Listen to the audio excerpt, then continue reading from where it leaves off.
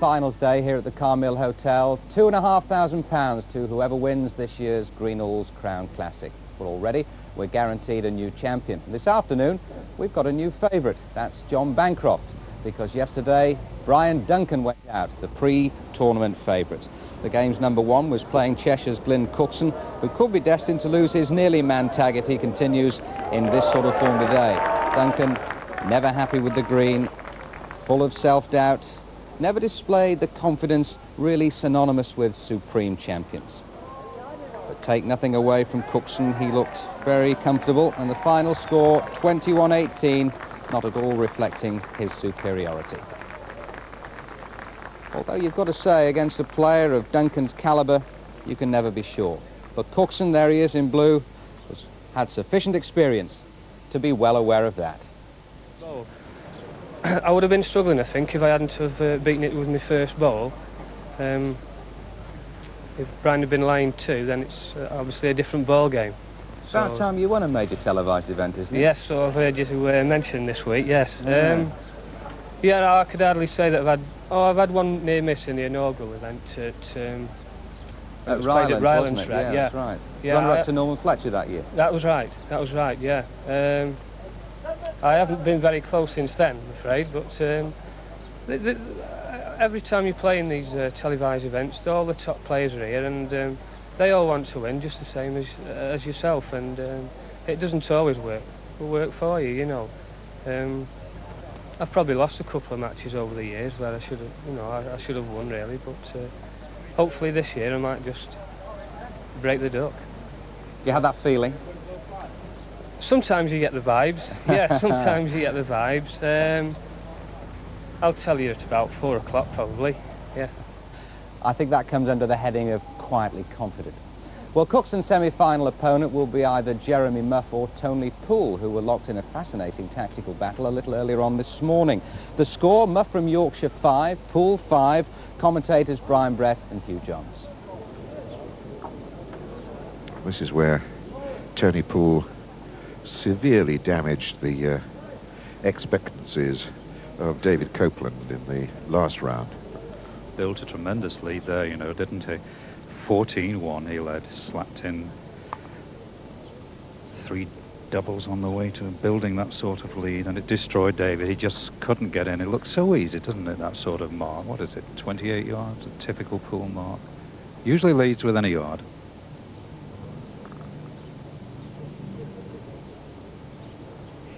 But again, you see, he's given Jeremy a yard to draw into.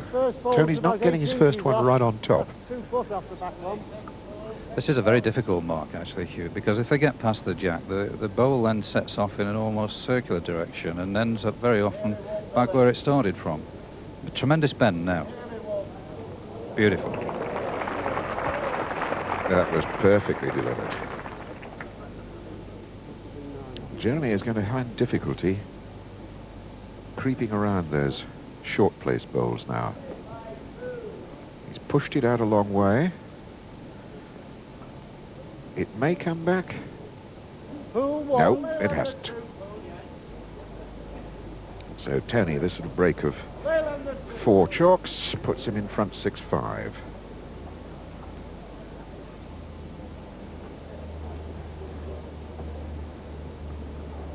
When we talk to T Poole, Hugh, about this mark, he says things like, I wonder how long I can get away with it. I get a few ends, I put a break together, and I keep thinking, how long before they rumble me? How long before they get the jack away and fling me? And as we say, he's got 4 winning ends, a reasonable lead there, and he's getting away with it at the moment. Well, he's certainly got the edge and experience over Jeremy Muff, whose bowls career, of course, was interrupted for some 4 to 5 years when he was reading classics at Oxford University and Queen's College. Oh, well bowled, Jeremy.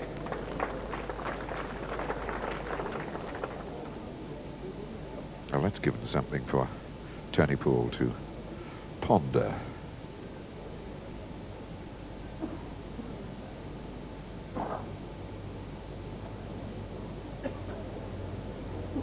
No, Tony, he didn't get that right.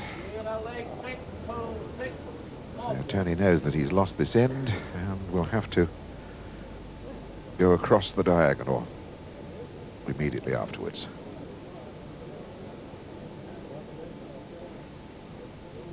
Oh, he's well lost it. There was two superb bowls from Jeremy Muff. And Jeremy goes in front, 7-6.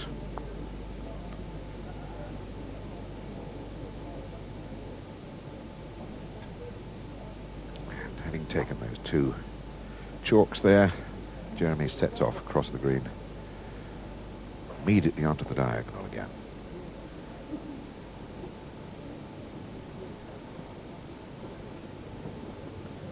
Fascinating tactical battle as much as anything else in this match.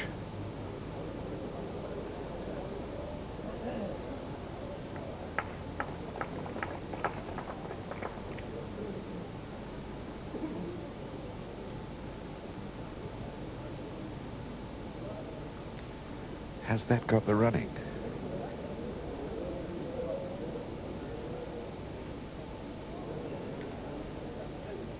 To follow almost the identical road of Jeremy's first bowl.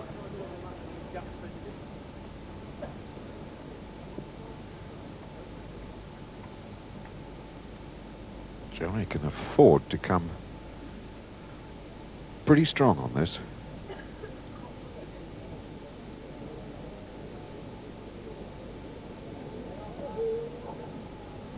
Just creeps in for two.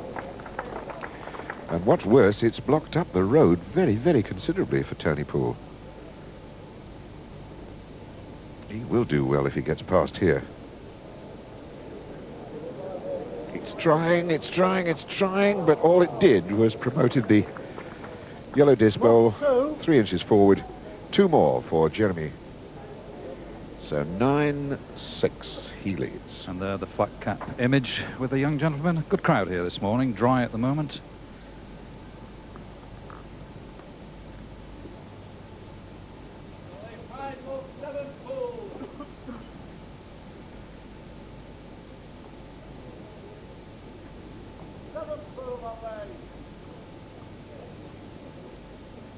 Jeremy hasn't pushed it quite so far into the corner, into this corner on this occasion, but nevertheless, it's a long, long way. He's put the bowl where the jack was the last time he played this end here. Chance for Tony now. Jeremy's given him 4 or 5 feet. That's travelling. Oh gosh, it did need to hit the block, otherwise it would possibly have gone straight into the ditch. A lot of running in that bowl.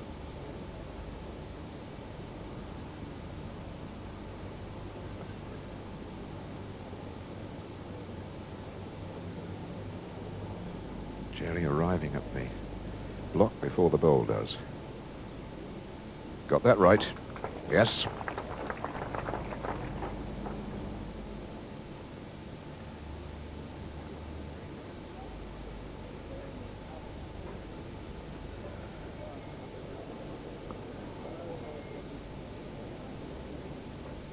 Muff one.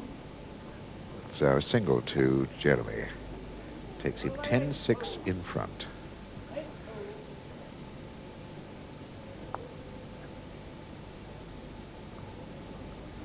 No reason to change. Jeremy Muff goes a long way across into the opposite corner. The problem he faces on the footer at the moment is getting a clear run because it is a little bit rough down there. 1 or 2 bumps to negotiate first.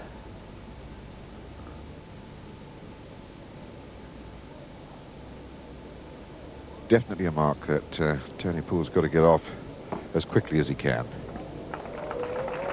because Jeremy is definitely outreaching him across the diagonal.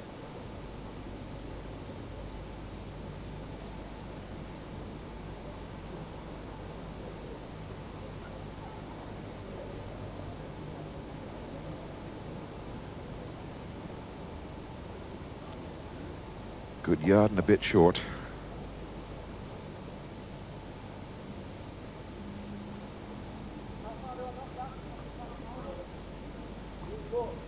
This is 18 inches off, that's a 2 foot behind it.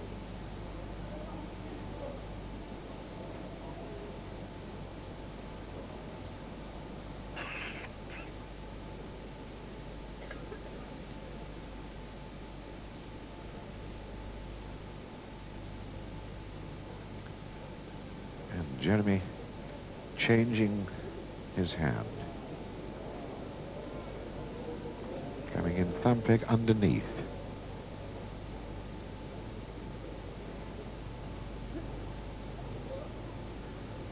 Tony's still sticking to finger peg, and he's pushed that out a very long way, and it hasn't got the legs anyway.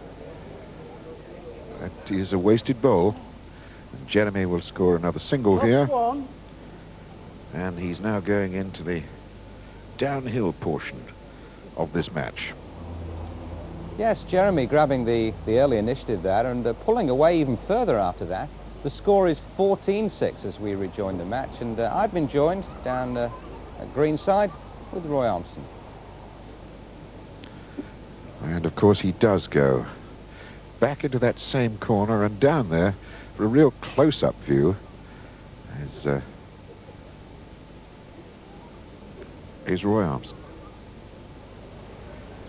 I think, Roy, we're in a classic situation here, aren't we, of the short mark bowler getting caught out well and truly in the corners.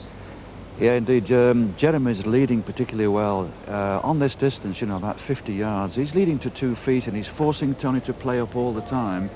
And Tony's other problem, of course, is that he'll have to give up his mark down the side of the green, because if Jeremy gets in, he's back in the corners. We have reached a stage, of course, Roy, haven't we, that Tony's really just got to pick up the block. If not, this game's just going to run away with him completely. Absolutely. Yeah, he's in the middle of this big break now and leading so well. When Tony gets the jack, he's got to go across the centre of the green and break him away from these corners.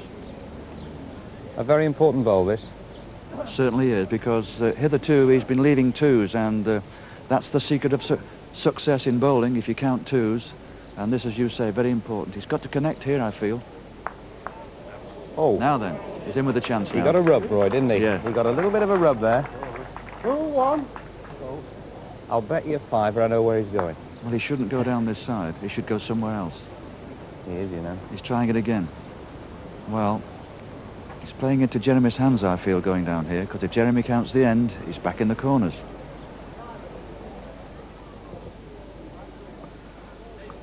That's a fair point that Roy has made, Brian, but in fact, Tony has pushed it much further this time. Yes, Hugh. I wonder if he's going to try and win this end and then try a fiddling one into the gully, just across the crown and down into the gully, around the centre of the green. And of course, he's got to win this first.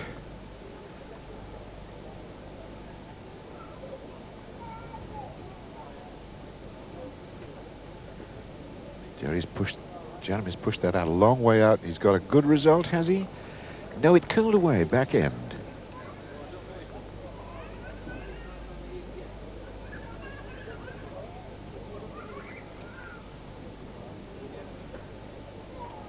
And Tony's length has let him down again.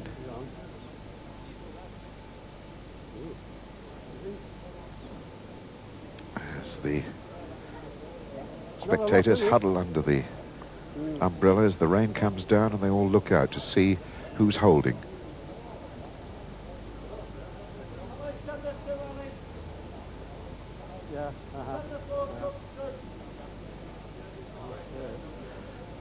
Oh, what a beauty.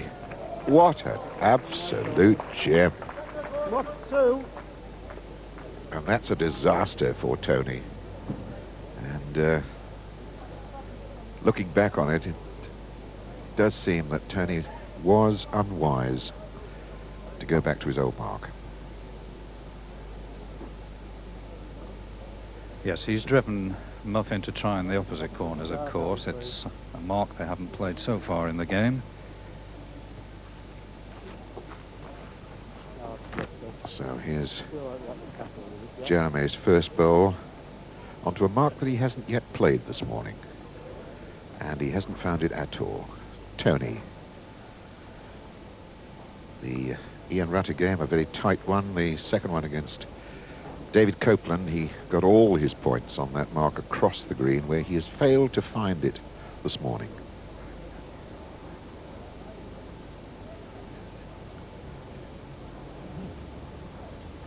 Jeremy bowling with all the flair and confidence of a man who is absolutely on song.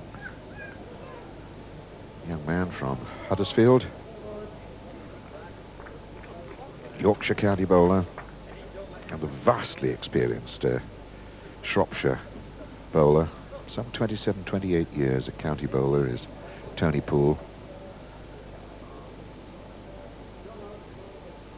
And Muff another single one. it is for Jeremy Muff.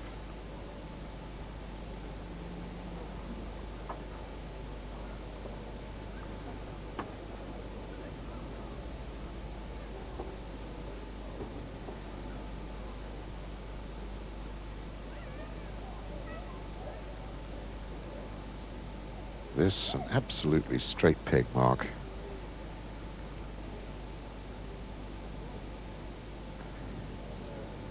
And the road looks pretty good. Length let him down. Looks close on that camera shot, but it's actually some little distance away. Gives a better indication. And where's Tony going to wind up? Right through and out the back.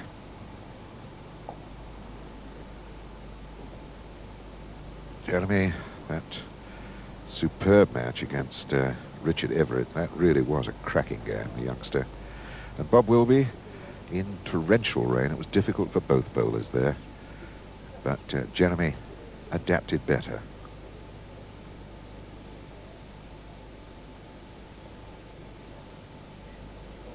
Wouldn't have been nice if Poole could get in at this end because he's bucking his favourite mark, but whether he ditches his tactics and goes for something else, Got it. we shall now see. 2-1. You could almost hear the sigh of relief from big Tony Poole then, as he picks up a single and stops Jeremy's canter towards the finishing line. He's heading for the gully here. He's changed it.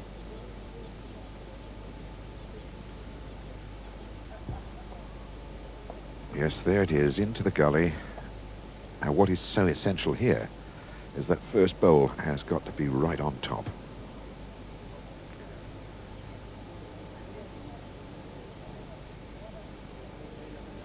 And it's not. He'll be dissatisfied with himself over that delivery.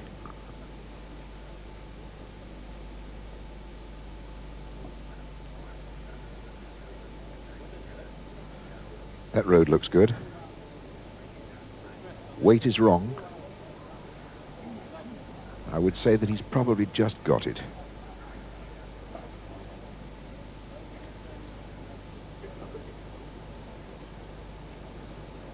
Tony, who lists fishing as one of his great hobbies, certainly fishing for a length here on this green this morning.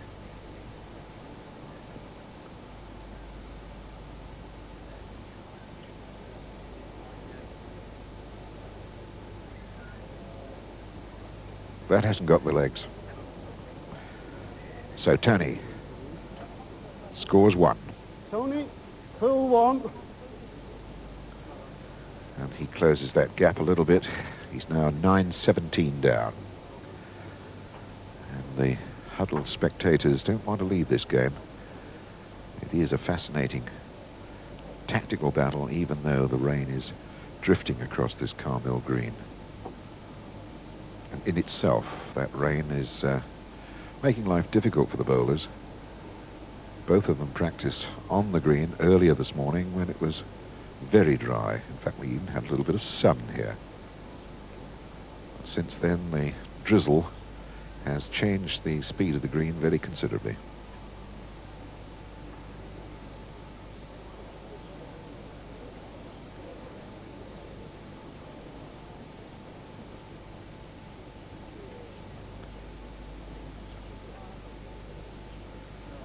Tony, a very, very tight line. Weight all wrong.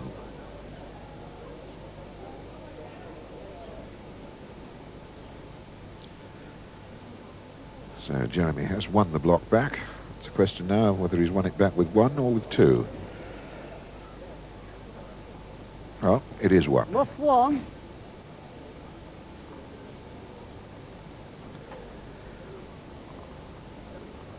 Well, he has the choice of corners from this position. That was the danger here. He's able to come all the way back again if he wants, right underneath the commentary box position. And he's very much in control.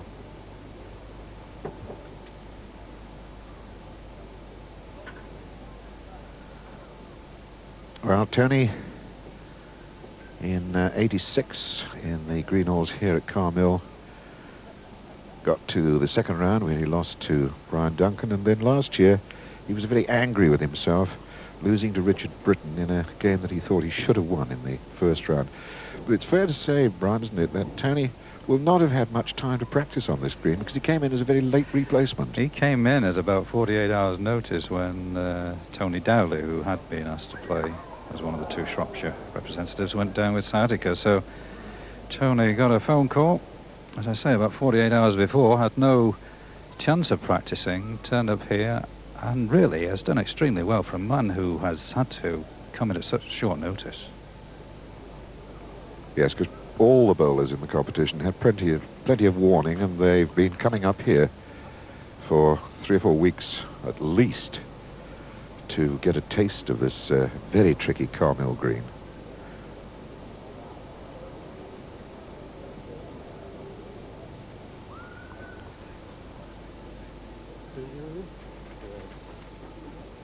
So it looks like 2 more. Indeed it is. All but 9, Jeremy Muff. 20, Jeremy Muff. 9, Tony Poole. And Jeremy Muff was not the favourite even for this heat. You can get even money on Jeremy Muff for the heat, and Tony Poole was 6-4 on.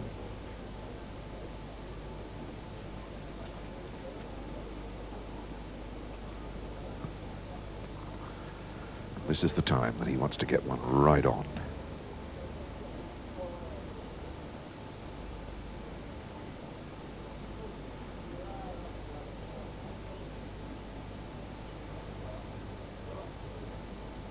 It's on the bottom side and it won't come back.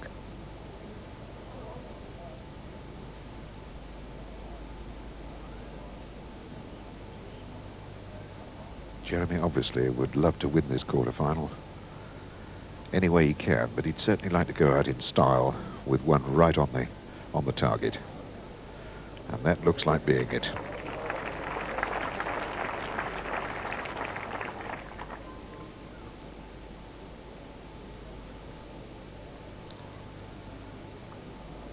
Now, is this Tony Poole's last bowl in the competition? Short, he'll just continue his walk on up the green to shake the hand of Jeremy Muff and say well done, as Jeremy Muff then goes into the semi-finals, winning here 21-9. So there we go, the semi-final then. From the bottom half of the draw will be Jeremy Muff, a fine performance against Tony Poole, against G Cookson. Now I've been joined by Roy Armson, and I think this performance by Jeremy Muff all week has surprised 1 or 2 people. It sure has, yes. He's played very well this morning, you know. He's not given Tony Poole a chance. He's looked very solid right the way around the green. Now, do you think Tony made a bit of a tactical bloomer there near the end? I think he did, yes. I think he persevered too long with his mark up the side. I'm not sure that it would have made a lot of difference in the end, the way that Jeremy played. I mean, he was really, really good, really on song. But really, Tony had so little practice because he was called into this event, 48 hours before it started. Credit to him that he was still involved on finals day. That's right, yes. It's very difficult when you are called in at short notice, because normally he would have come up for maybe 3 or 4 days prior to the event, and he's been denied that. But he'll be satisfied, I think, to have got this far. Disappointed perhaps they didn't play quite as well as he would have liked this morning. Roy, let's have a look at the semi-final draw caption then. We have from the top half of the draw, Steve Ellis against J Bancroft, and then of course from the bottom half of the draw, G Cookson against Jeremy Muff, as we said. Now what about Bancroft, who's now the favourite against Ellis? Yes, John's played absolutely superb this week. If he can reproduce that form, there's no stopping him. But Steve is such an unorthodox kind of player. I mean, he'll stick in there. He'll be very, very tenacious. It could be a very, very good match. And a quick one on Jeremy Muff against G Cookson. Well, I just fancy Glyn there. I'm a great admirer of Glyn's play. I know Jeremy's played well this morning, but he's toppled the big man. He's toppled Brian, and he must have a real good chance. He's certainly very confident, isn't he? He is, yes. Although he's not giving too much away, confident. No, I had a little chat with him this morning, and I just said to him, what you've got to think is that you're playing Brian again. I think that's a fair point, Roy. Thanks very much indeed. I think it's time now just to bring you up to date with precisely what's happening today.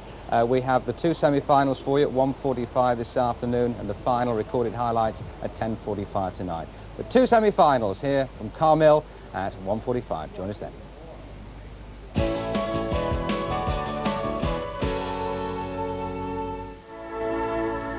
Welcome back to St Helens. Two semi-finals for you this afternoon as we head towards the climax of this year's Greenalls Crown Classic. The trophy and £2,500 to the winner, and we're down to the last four contenders.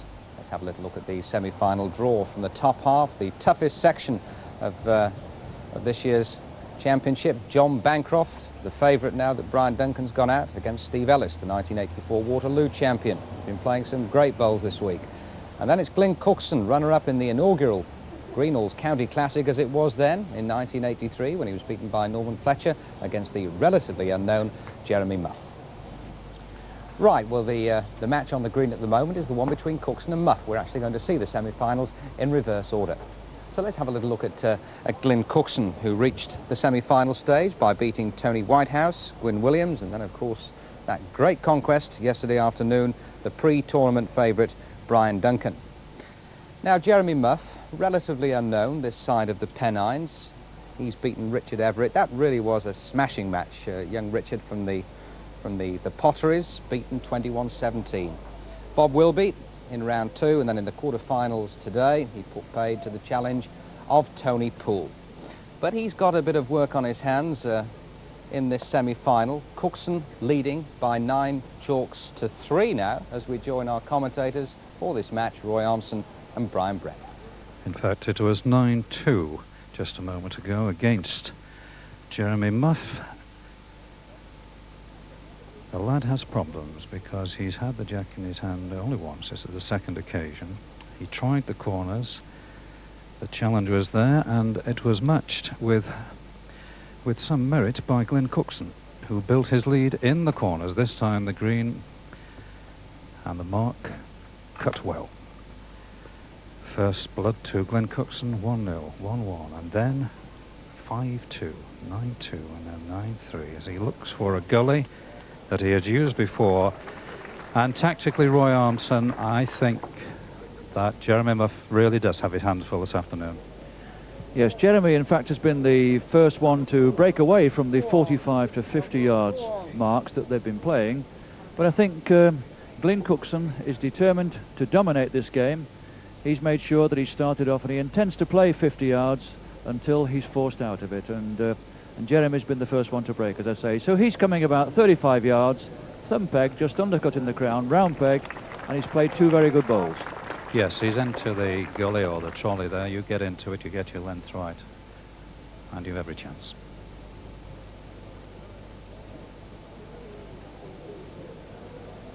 He's in it now. Has he got the legs?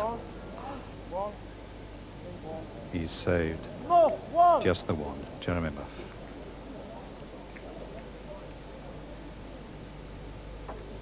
Two of the liveliest young men around the Crown Green scene.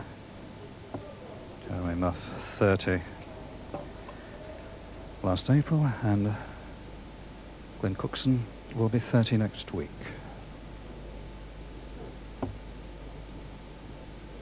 These are marks that Jeremy Muff favoured in his earlier days in the game, and then he learned the hard lesson.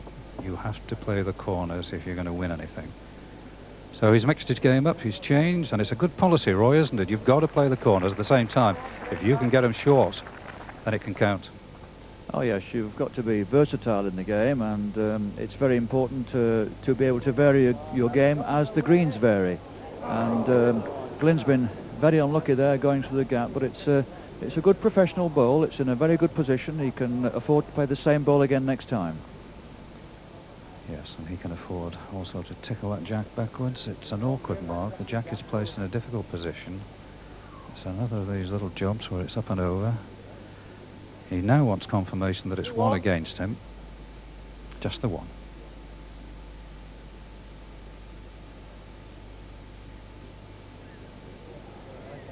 Ball will just swing away. The buy's finally bringing it back at the end, but too late. Another one to Jeremy Muff.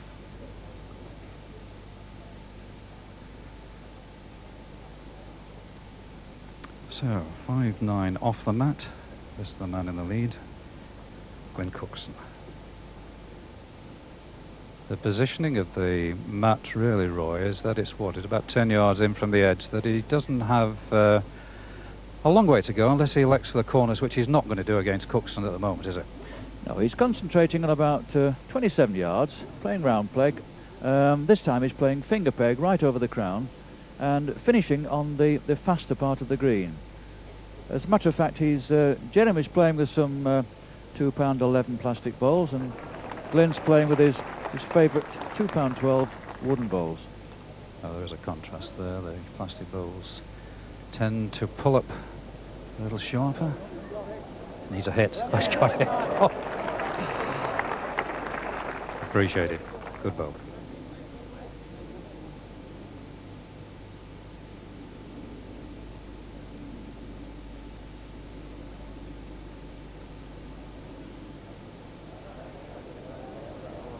No, the bowl swings away, not quite into the gully. Good chance here for Cookson, certainly lying with one, no danger. Just get it right. Same bowl. Trying very hard for him. Trying. Yes. Good too.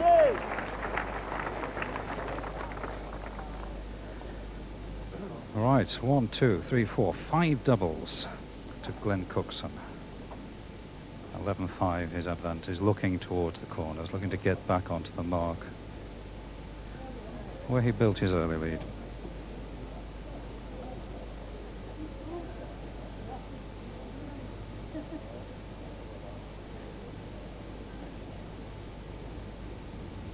And conditions down there, Brian, today, perfect for bowling. Both players able to play in short sleeve shirts, not wind affected, very little wind down on the green. Ideal for good bowling. It is protected down on the green, but all around the Carmel this afternoon, the bushes, the trees, the flags are flying, and possibly what little breeze there is up there is keeping the rain away from us. This then the difference. As soon as Cookson elects to go for the corners, lengthening the mark, he has found Muff unable to match him. That's a good bowl.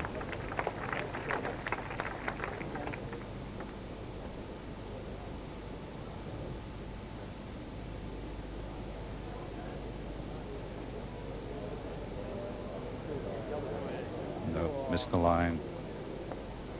Cookson, 2. Another 2, Glenn Cookson. 13-5 and 6 doubles, Roy. That's the way to win games on this green. Yes, that's the secret of success. The game's much easier when you can get 2s. And a bad ball from Jeremy there. He should have been concentrated on just surrendering 1, like Glenn Cookson did a little earlier on. And Glenn's coming right up under the commentary position now, playing around about 45 yards. And one thing about this young man, he's got one feature which a lot of the younger players haven't quite got. He's very, very consistent. He's always knocking about. He's always in final days. Very consistent player. Yes, we tend to think that he's been knocking on the door for a long time. He's now knocking on the jack. Superb. But in fact, he is the only player to have won the Cheshire Junior and the Senior Merit titles. Muff this time has probably got the length right, if not the line. It tried hard, didn't it? It just curled back at the death and won it. It's won it. Well, turned right angles.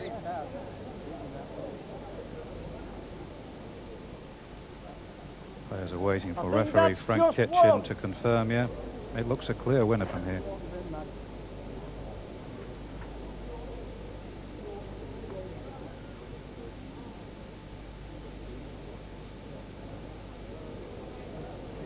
Now then, if this can work with the bias, no, asking too much. So certainly lying with 1. Jeremy Muff was asking, yeah, it's very sporting. Glenn Cookson down by the bowls acknowledges that the yellow disced bowl of Jeremy Muff is lying.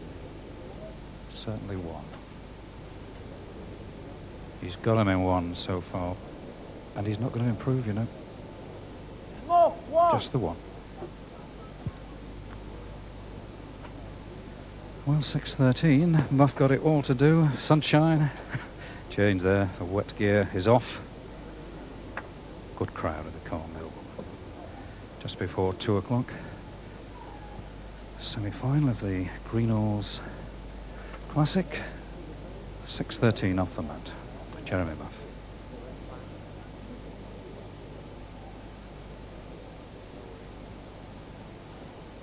Jeremy's taking Glyn on a little bit at his own game. Not gone quite as far, but this is the mark that Jeremy has used with some success in previous games. Well, it's not a bad tactic, boy, is it? He recognises that Glyn's on form in the corners, but he knows himself he can't play the corners. Why gamble going somewhere different? If you think you can play him, don't play him.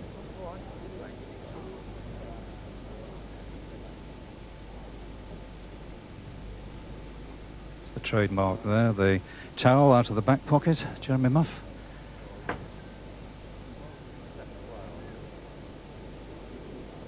You get a little deep on this mark and the bowls just won't come back for you.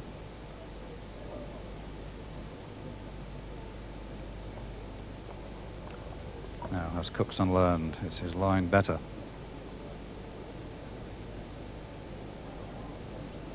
Just his length, just sailed through. Muff, one. So another one, Jeremy Muff. 3 successive singles.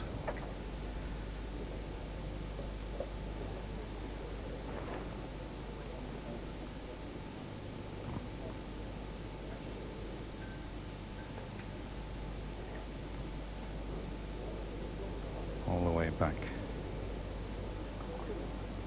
Right across into the corners, perhaps not full corners, pull up a bit short.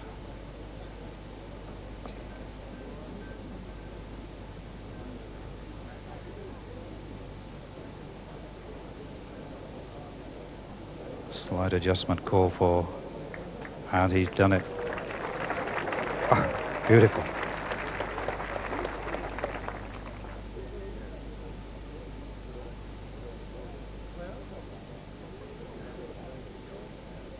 Now then, Glenn has seen the way in. His bowl is not quite right. In fact, I think what's happened here, Brian, is that Jeremy's already sorted out that Glyn Cookson's bowls are just fractionally weaker in bias than Jeremy's, and he's played the jack a little bit tighter, and his bowls are just holding up that little bit better than Glyn's. Well, he's on certainly for one here. There's some doubt about the second. The danger is that if Cookson can just spring the jack free... Oh, he's knocked him up. He's knocked him up. He may have got away with it. Yes. Muff, one. Just the one. But he's pegging away. He's getting back into the game. 8:13 now, Jeremy Muff, Yorkshireman. Had a great season last season.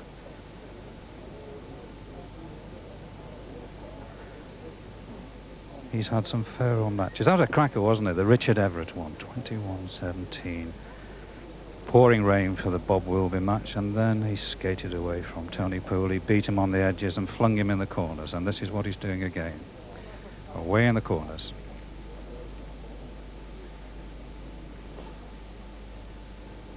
And this is some of the nicest weather we've had, Roy. The sun, in fact, is shining. Yes, I'm sure the players will enjoy this. They all enjoy the sun on the back. They won't complain when it rains, but these conditions are superb, ideal for bowling.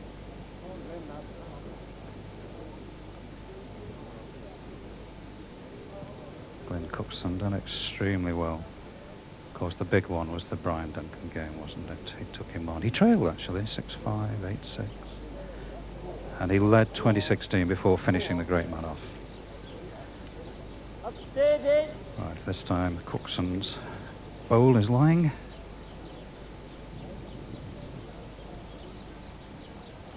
It's the 16th end. 13-8 to Cookson. Oh, surely I've missed the line. Far too low. Oh, good chance here for Cookson. Certainly lying with one.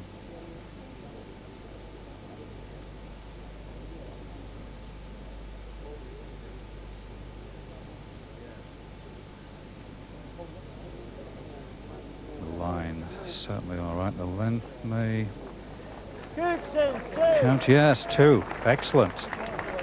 Well, that completes the 16th end. Another 2. Glenn Cookson. 15-8. You know much about Glenn, Roy? I think he's a mid-Cheshire man, really, isn't he?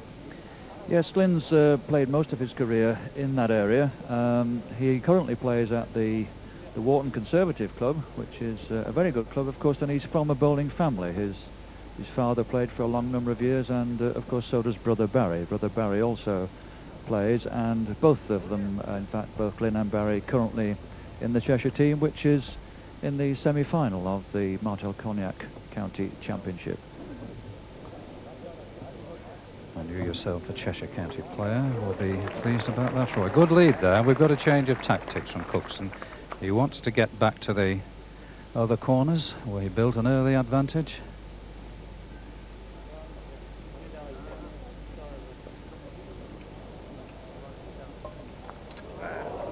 Oh yes. Oh yes. So now and again you need a helping hand.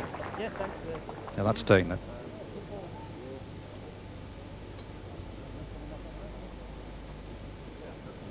Cookson knows he has to be far enough. He can afford to rest or even promote.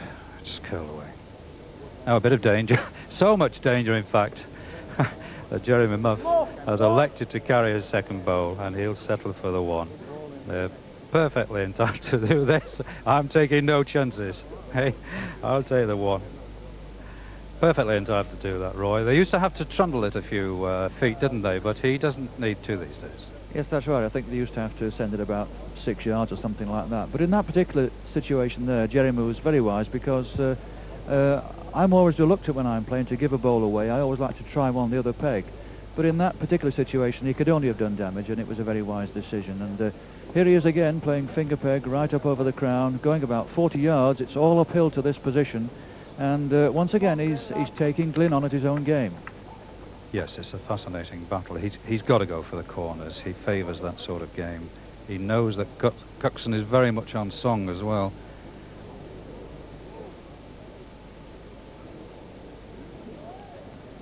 May not be much in the first 2 deliveries. Pathfinders and nothing else now then. Jeremy Muff.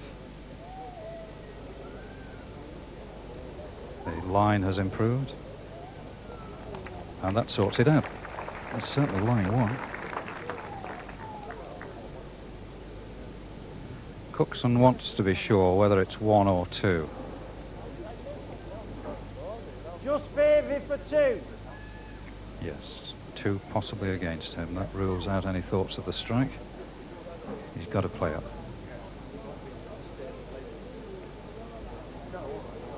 Now then, can it peg? Can it swing? No, it'll just nudge it. Oh, well, that sorted it out. That is 2. And the 2 to Jeremy Muff. 11-15. We have a little bit of a swing here. That's from 13-5 down. Now Jeremy Muff 11-15 down.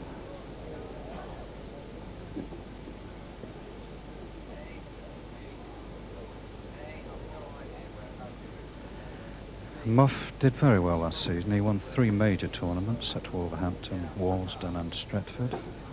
Final of the Dennis Mercer at Holdsworth. And a number of semi-finals. Picked up around £4,000. What a nice long mark, Roy. I mean, you've got to admire Muff. He's trailing, but he's sticking to his corner principles. Yes, he's playing very well, and that's a super lead. You know, they're coming around about 53 yards here into the corner and playing finger peg right over the centre of the green. It's important for Glyn not to get too low. He must keep his bowls tight to the jack here. That was a very fortunate hit, in fact, because that could have run a yard, 2 yards possibly off the green. But he was on the road.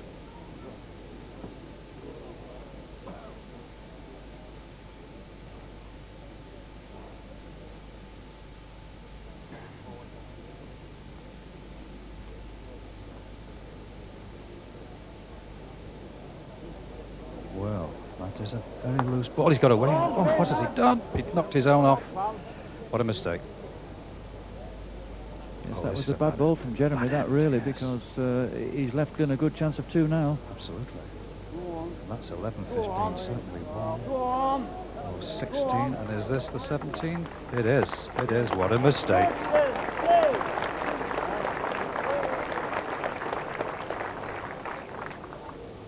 2. 8 doubles in that score of 17 to G Cookson. Against 11 scored by Jeremy Muff. Just shifted, gone corners again, but just shifted a shade, Roy, hasn't he? This is very difficult. Yes, he's actually changed the peg. He's coming thumb peg here, just underneath the crown. All uphill from that position. Important to get the balls away smoothly. There's about 4 humps before they get over the top of the crown. Yes, he's about a yard short with this lead, but getting him out of that corner is going to be difficult, regardless of who wins it. Looks all right if it stops. Yes! Good bowl.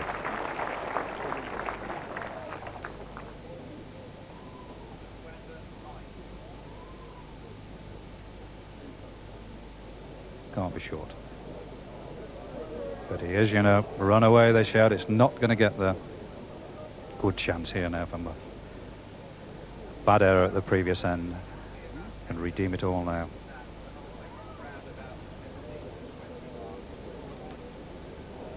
Chances.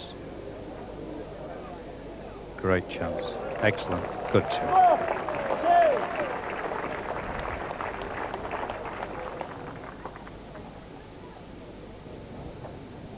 2. He has never led, Jeremy Muff.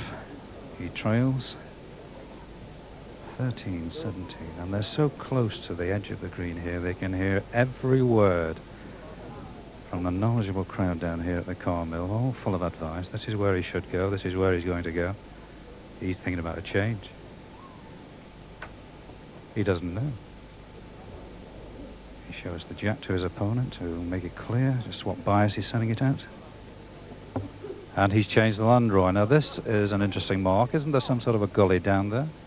It's an interesting battle there. It's a battle of wits. I really think that this is what Glyn Cookson should have done. He should have broken away onto the kind of a mark he played against Brian Duncan, but Jeremy's playing finger peg right over the centre of the green. It pegs a little bit, and as you say, it just finishes just in a hole, and if you go past the jack, then you go down the slope like he's done there, about 5 feet over. Yes, in fact, just brushed the jack, didn't he? So that took a bit of running out. Now this one doesn't seem to have quite the same running in. It ran on. It ran on. It's just about won it.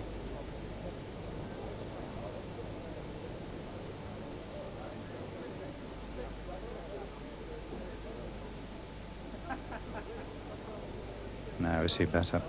He looks to be too strong. They do run on. They do run on there. No, he's missed out. He could be in big trouble here. He's certainly left 1. Another 2 to Cookson would take him to 19-13, and he's been getting them all in 2s.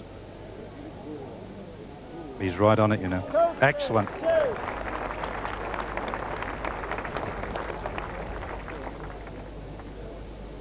(19-13) is the Cookson advantage. That is 9 doubles, Roy. I can't believe anything like that. 9 doubles in a 19. It's an absolute killer. All those 2s are absolute killers, and Jeremy must be disappointed with that. He's contributed to some of them, of course. He's not played saving bowls, and that's one of the secrets of sticking in. If you can keep saving, you've always a chance, but when you allow your opponent 2s, the game is soon gone. Well, a good lead here certainly turns the screw. 19-13, a fair old lead.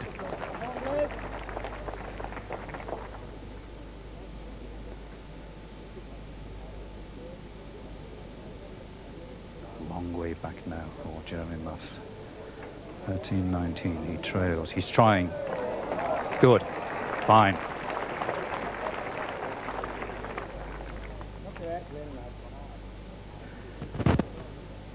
Cookson wastes no time. He's after it. He's trying to move the jack or the bowl. He's trying to move the bowl preferably. He runs the jack.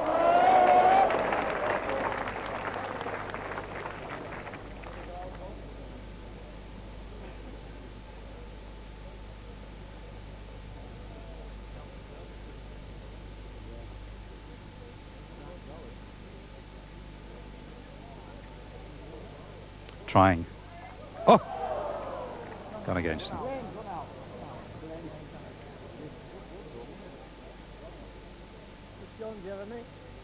Well, I just had a look to confirm it, and the confirmation is 1. So that's an all but situation. Glenn Cookson from Cheshire, 20. Jeremy Muff, Yorkshire, 13. And the strange thing is, after 21 ends, Cookson has scored on 10 of them, and Muff on 11. But Cookson has doubled up most of the way. 9 doubles and 2 singles, and looking for a good lead, going for the kill. This is about the longest mark we've seen, Roy, and that is an excellent lead. Yes, it's 55 yards. It's a real killer ball. It's about 4 inches in front of the jack. All Jeremy can do here, he should strike at it. Have 2 strikes. He's got to disturb it. It's a long strike. It's corner to corner. It's 55 yards. It's on the way. It's bouncing, dambuster style, and well fielded by referee Frank Kitchen. So he can play the same shot. Tactically, Glyn wants to put a blocker up. This is just about up and over the crown. Would that been your ball, Roy? No, it wouldn't have been mine. I'd have had one much nearer than that. About 6 feet off the jack I would have played. Could be in the firing line. This is it. Cookson lying with the 1 he wants for game and for a place in the final. And we're on the way. He's missed the short ball. He's missed the blocker. He's missed everything. And he's out. Glenn Cookson wins. Runaway win on double time. 21-13.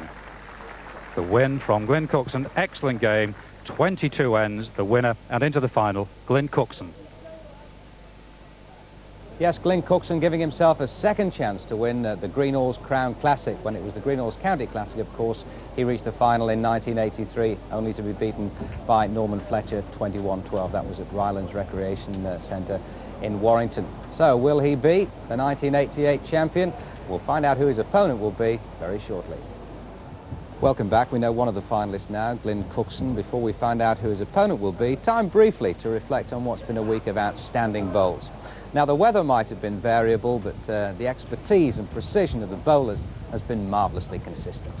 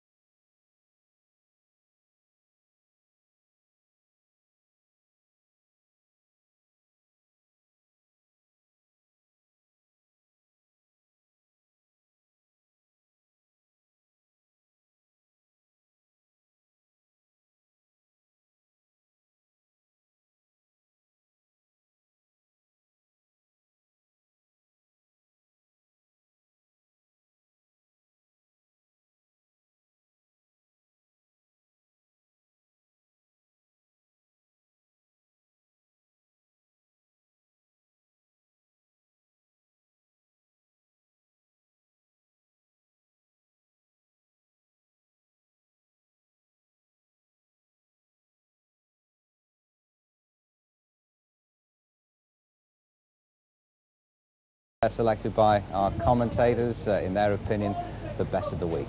But still, a lot of good bowling to come this afternoon, most notably in our other semi-final between Steve Ellis and the new championship favourite J Bancroft, who's unquestionably come through from the toughest section of the draw and under pressure for just about the first time this week. He trails 7-10.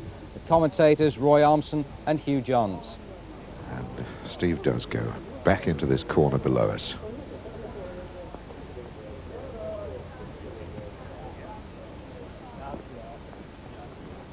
Stayed well out. Here, if you don't catch the line right, it will drift away. Well, that's bang on.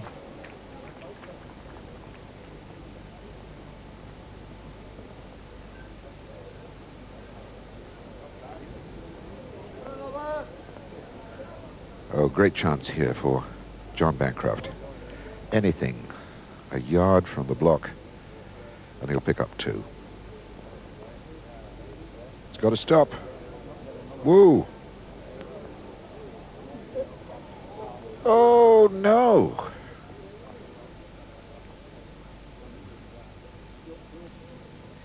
It's only 1. J Bancroft has gone off the green, in fact, to get a drier towel. And when he comes across, we have a position that he'll look down on and accept that he's only got 1. Bancroft 1. A wasted chance to put a 2 on his chart.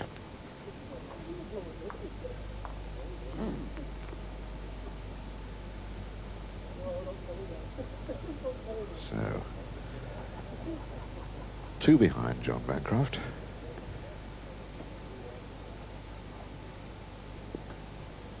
This was a mark he was practicing this morning a bit, Roy, and he seems to have done his practice pretty well. Yes, John's trying all kinds of different things now. He's playing round peg, finger peg, biased towards the ditch, about 28 yards, and it's a case of getting up the hill, and it's a downhill finish. Quite a good lead from John.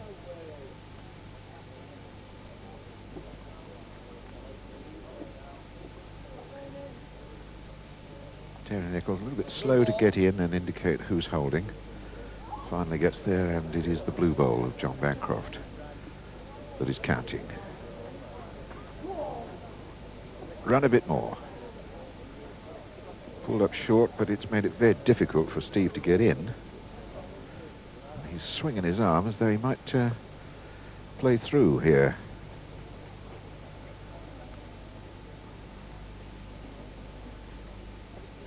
Yes, on a tight line. Won't come back. So, 1 for J Bancroft. And John's taken his top piece of his all-weather uniform off. Many of the spectators taking their umbrellas down. And it's a little bit drier now.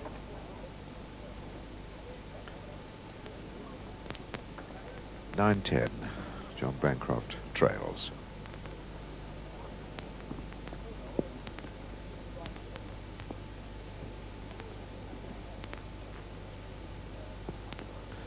Now that started off looking like a corner mark, but it isn't quite.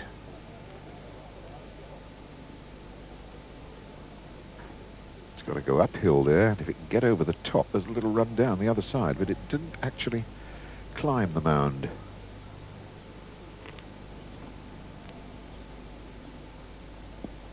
That's got better legs. Super Bowl.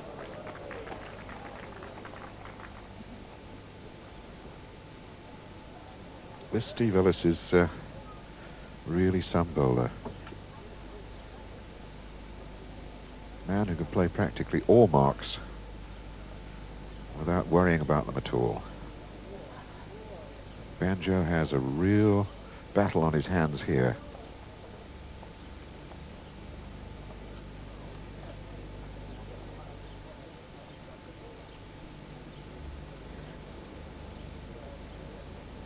In for 2. Oh, cracking deliveries from Steve Ellis. Ellis 2.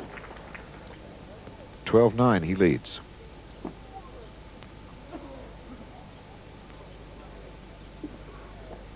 You played against both these chaps, Roy. The qualities about Steve that impress you so much? Well, Steve is a very difficult lad to play against because he's so unorthodox. You're never sure what he's going to do, and he can be absolutely brilliant, but he can be just as awful. And you're never quite sure what to expect from Steve, but he's a very capable player. He knows the game, and he's coming up underneath our commentary box here, and I think he's only coming up here to get back in the corner again. Banjo's first ball in the ditch.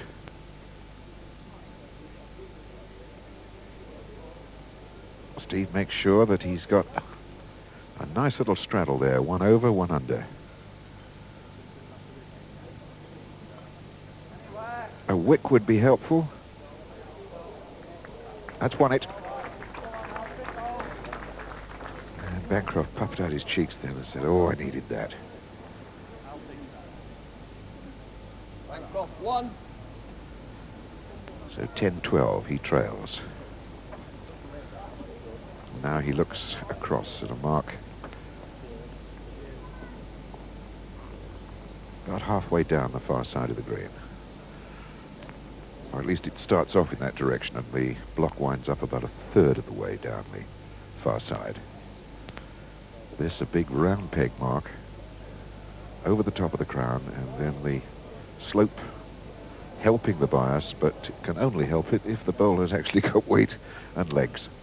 Yes, I think John was a little bit careless there. He put the footer down just in front of a little lump, and when he delivered the ball, he just caught it, which at Carmill is criminal. It catches you out every time. But Steve's got John baffled. John's trying everything, and everything he tries is not coming off.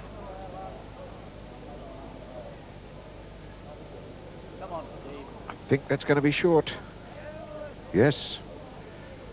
Chance for Steve not only to take the block back, which he has because his first bowl is the closest, but a chance to put another 2 on the board.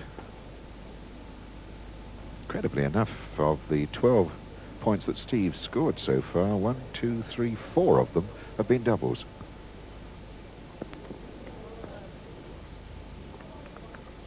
Ellis, It's another one. Another double takes him into a 14-10 lead.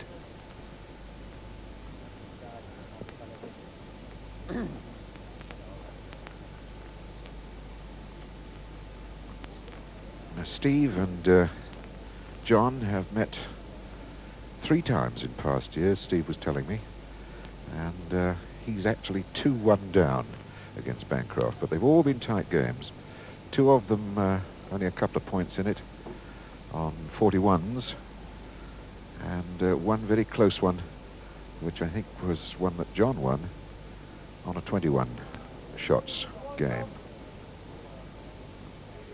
And I know Steve is all fired up to beat Bancroft in the semi-final.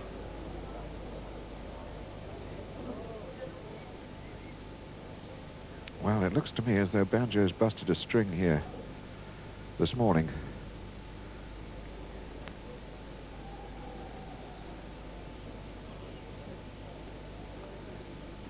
Just squeezed through for 2, although it's both of them a long, long, long way from the block. John Bancroft is in for 1, surely. If it'll stop. Yes. Oh, we needed that. So a single to John Bancroft, 11-14. Still only 3 in it. He didn't dare allow Steve Ellis to get any further away at this stage. But he clearly wants a little run now, Roy. Yes, he's just taking a little time now to compose himself, which is a very wise thing to do. It's important. I think he's got to do something special to upset Steve. Just what that is, I'm not sure. It may even involve him going down the side of the green on the other side. But, or he may even go right in the corners. But something a little out of the ordinary is the only thing that's going to upset Steve and upset his equilibrium.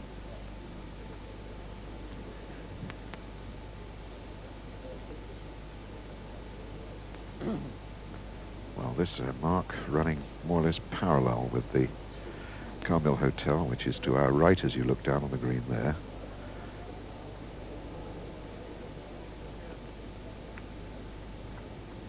Not a bad lead. He would have preferred to have been in a sort of front toucher situation. He let Steve have a good look at it. Steve has won it there.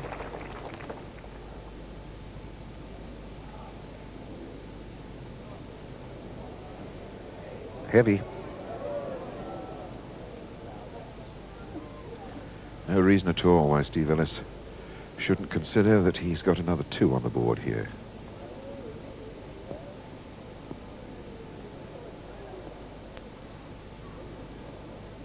Well, I'm not sure. It is only 1, I think. Chance of 2 wasted. Nevertheless, this is a 15-11 lead that Steve Ellis now has. And for the first time in this tournament,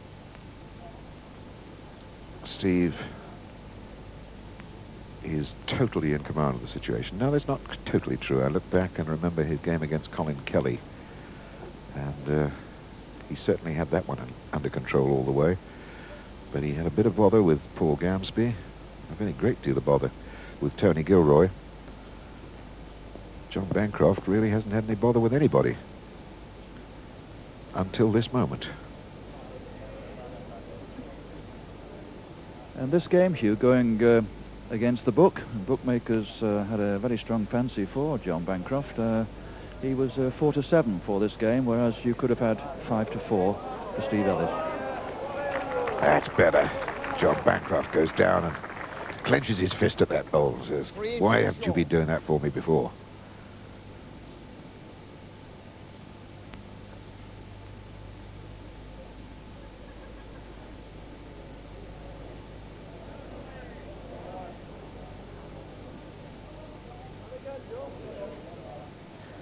Steve needs to, John rather, needs to be very careful here.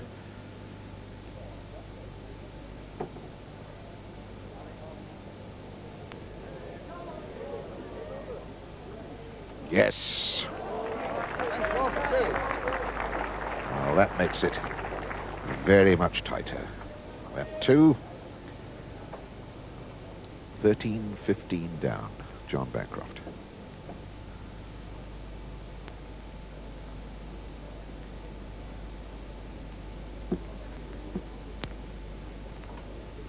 Now, there are a lot of bumps and hollows over in that area. John's enthusiasm now quite clear because he's chasing his bowls. And that time he wanted to give it a kick, I think, because it wound up really short. But never going to come back. So Steve certainly let John off the hook then. Yeah, I think John's decided to take Steve on at his own game. He's not been achieving any success at all with his 26-yard mark, so he's gone about 43 yards here, up into the heavy part of the green, playing finger peg right over the centre. And the thing here, you mustn't get below the jack, as Steve has done with his first bowl. But he's a long way short, as John. It should be there to be won by Steve Ellis.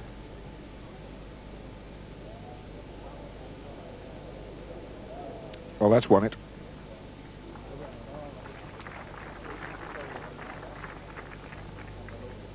And he's cheeky enough to see if he might have 2. One. 1 it is. 16-13, Steve Ellis leads. Desperately wasted opportunity by John Bancroft.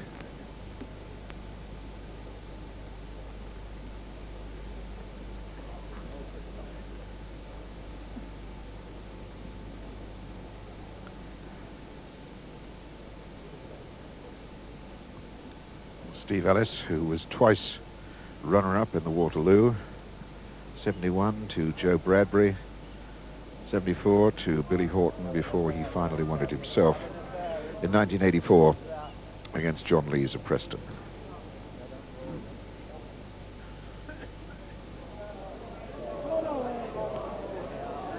No, John, you haven't got the weight sussed out on this green.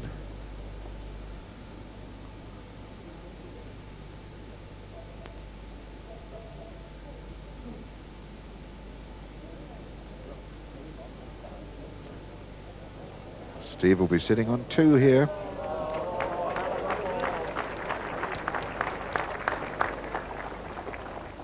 Another double. Now, those spectators considering it, and another double they know. And John Bancroft will really be out in the long grass.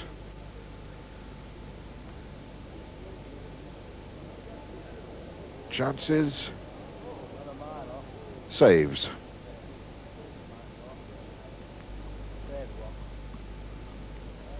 One. Well, still only 4 in it. But 17-13 certainly marks Steve down as a favourite to go into the final. Particularly as John has had so much difficulty.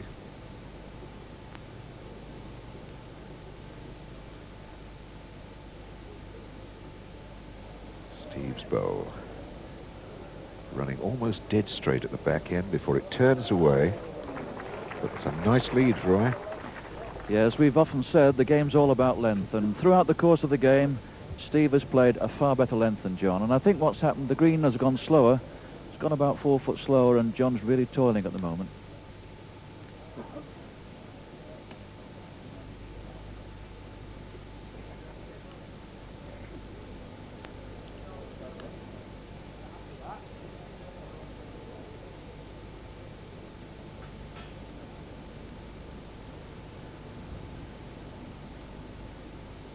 No indication as to whether... One only. Ah, there it is. Terry Nichols finally responds. It is just 1 against John Bancroft at the moment. Oh, he's going for weight. Turned his back on it. Knew it wasn't going to hit. Signs of desperation, Roy. Yes, it was pretty obvious there that John would fire at that ball, even though it's about 2'6" off. The way he's been playing, he had no chance of beating it, so he tried a percentage shot, but he was way off target. He's really struggling, Ellis, John is now, 1. and the danger signs are there. Steve totally dominating this game.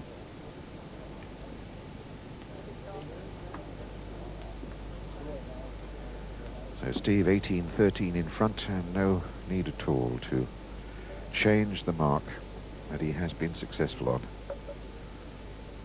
In fact, there's very few marks being played this morning that he hasn't been successful on.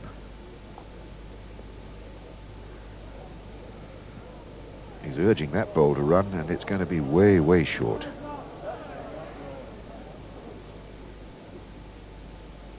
And supporters for John Bancroft saying, come on now, get one up there.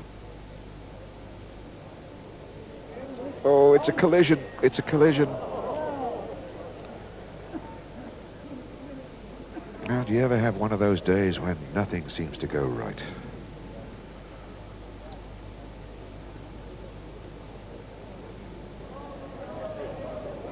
Short.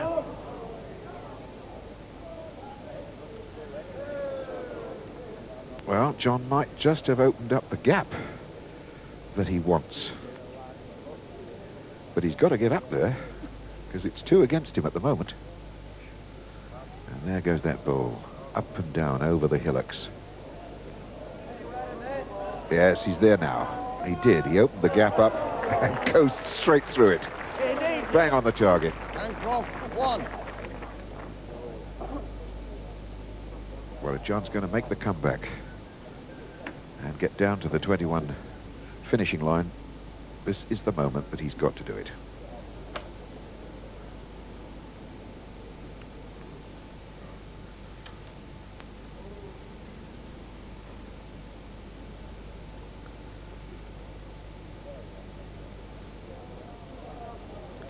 So John gets a good lead away.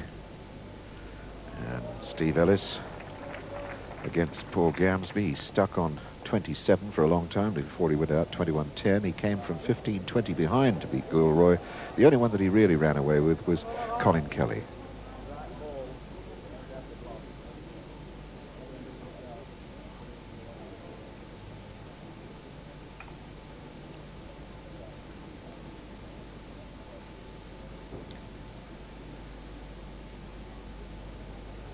John must feel now This is the moment I've got to put it together.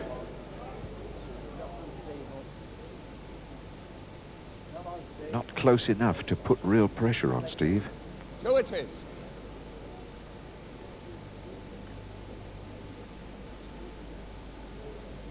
Push that out a long way out. Thumb peg. Gets hold of the blue bowl, cuts the count down. Still 1 to John Bancroft.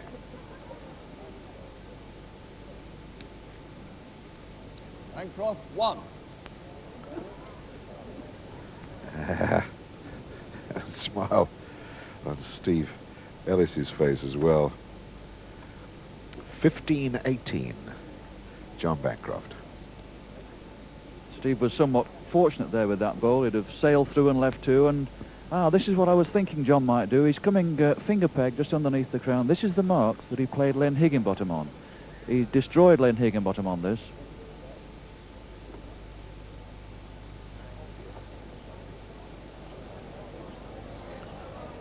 Good lead.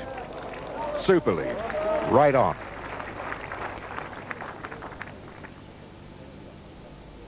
And for the first time in this semi-final, Steve Ellis might just be under some pressure here now. What a superb reply. That is easily one of the best bowls we've seen throughout the entire tournament.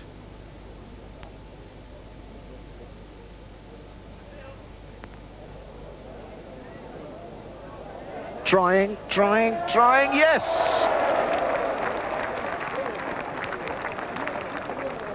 Well, that's 3 magnificent bowls, certainly the last 2. Quite brilliant. Can Steve Ellis do it again?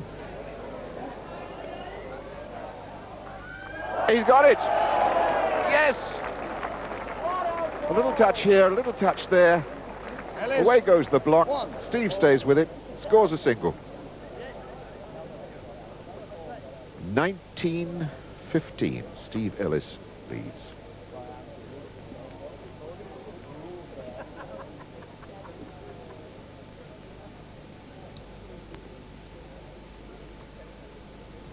Well, that last single was a beauty. Has he thrown the jack off the green? Yes. Well, I suppose in some respects that's understandable, Roy. He must have been 5 miles off the ground after that last end when he went up to deliver that block. Yes, indeed. And here's John now wondering what to do with the jack. I wonder if he's brave enough to switch the game altogether, go in the other corners, have one last fling, get the jack right in that corner and try for the other corners.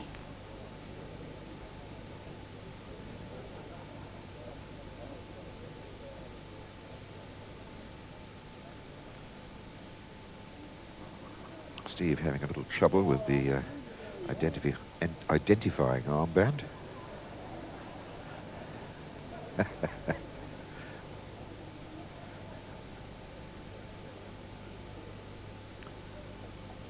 So John considers where he is going to set the mark. Steve desperately needs to see that block very carefully because, of course, he has first bowl at it.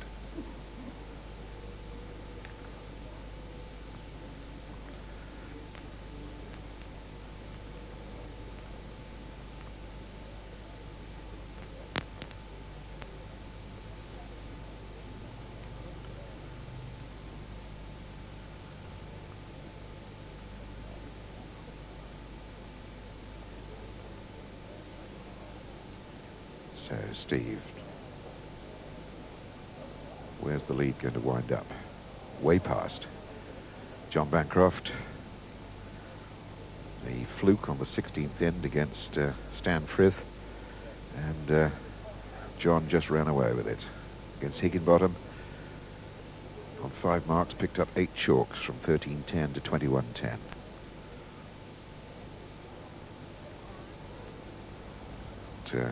John has really got to find something very, very special here if he's going to take this semi-final away from Steve Ellis. Steve's in, holding 1.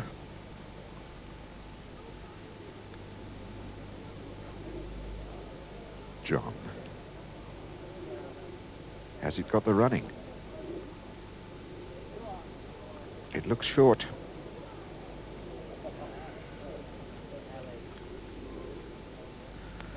One more to Steve Ellis.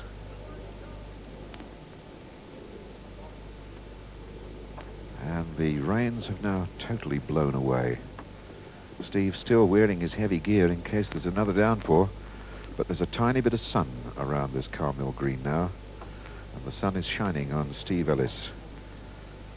2015. One to go to get in the final.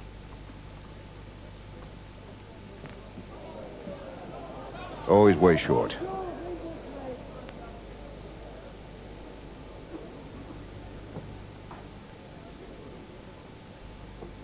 Now John will certainly beat that short bowl, but by how much? Possibly not enough.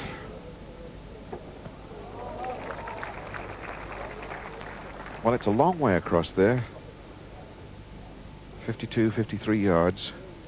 So a bowl less than 3 feet from the target might be good enough, but that is just going to go in. Oh yes. Well, it looks as though it could all be over. That could be the semi-final winning bowl. John Bancroft has one left to stay alive. And that bowl's right behind the jack. It's very difficult for John to get at it. All he can do is reach and hope. Now. Nope. The handshake will now follow. John Bancroft, who was favourite, in fact, to go right the way through the final, is out. Steve Ellis wins it 21-15. A superb display of bowling by Steve Ellis. So the final of this year's Greenalls Crown Classic between Steve Ellis and G Cookson, and I'm joined by both lads. Now, first of all, Steve, was that your best performance of the week against John? Yes, one of them. It was mainly a tactical battle. I've played John 3 times before, and every time I've played him, he's thrown me in the corners.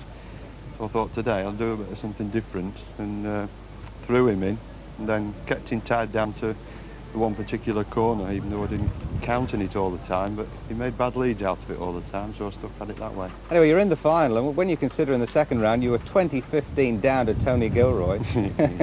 Not a bad comeback by you, is it? Well, I think a lot of bowlers, they don't like games like that, let's put it that way, but I think you get it into your head after you've got out of jail like that, that, well, the writing could be on the wall. Right. I hope it is. I think, Glyn, you've had that feeling once or twice this week, haven't you? I hope he's wrong, actually, Alan. But, yes, yeah. I've had 3 difficult games where I've just crept out in the 3, but I've just played the semi-final and played really well. Very happy. No, surprisingly, you've never played each other before, or you can't remember that occasion. No, I've just spoke to Steve, and we certainly have never been on the green in the same game. Now, I know a lot of bowlers are superstitious. I know you've got one. It seems to be working in your favour at the moment anyway. You've drawn the blue. Now, you're relieved about that. Tell us why. Yellow, every time I've played on TV, with the exception of the Gilroy game, I've lost. So when I played John, I kept my waterproof top on with the yellow armband on purpose, just in case he started to come back at me. So even if it had been sort of 60, 70 degrees out there, you'd have still kept that on, would you? Well, I don't know. I'd have probably lost a few pounds if I had, you know. You're not trying to arrange a quick well, I'm swap, refusing to take this off yet. Yeah. I've still got hold of this. So. Yeah. No, I've changed to yellow, but... Look, we hope it's going to be a great final. You'll all be able to see it at home at 10:45 tonight. Will it be Steve Ellis or G Cookson who joins the Greenalls Hall of Fame? Found out tonight.